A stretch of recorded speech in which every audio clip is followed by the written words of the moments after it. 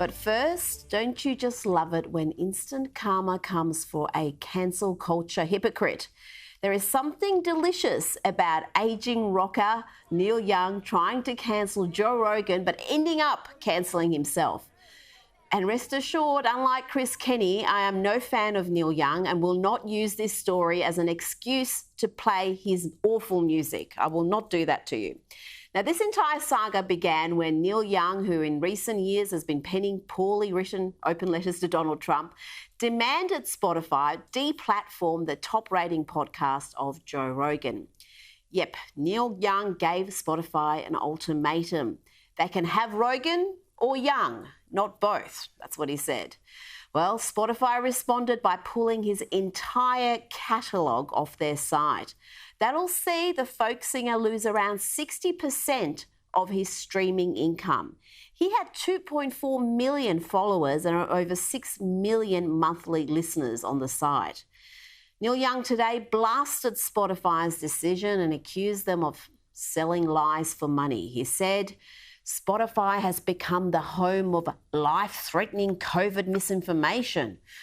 Goodness me. All this because Joe Rogan, a comedian, podcaster who has around 200 million monthly listeners, chooses to have people from all sorts of backgrounds and belief systems on his program. He questions them robustly, and he often has guests who disagree with him. I should send him Nicholas Rees.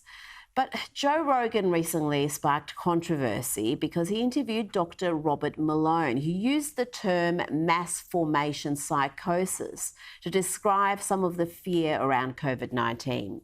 That upset plenty of people, including, it seems, Neil Young.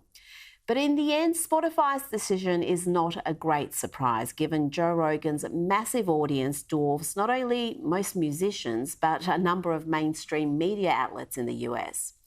And he has this enormous audience because he doesn't treat his audience, well, like they're idiots. He'll talk about issues and points of view many in the media would prefer to ignore or misrepresent. And despite the misinformation printed about him, he is not some reactionary far-right character. Indeed, he's been a prominent supporter of the Democrats' Bernie Sanders.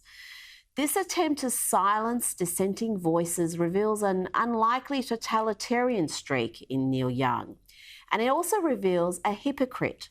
As reporter Zaid Zelani pointed out, the irony in Neil Young demanding censorship of Joe Rogan's show is that Young himself spent years criticising GMOs, genetically modified organisms, which have helped save millions of lives. If anyone who says anything outside scientific consensus should be censored, shouldn't Young? And Neil, of course, is free to criticise, mock, or just ignore any content he doesn't like.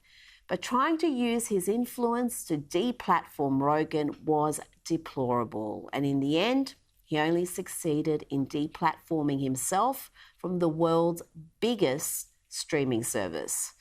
What an own goal.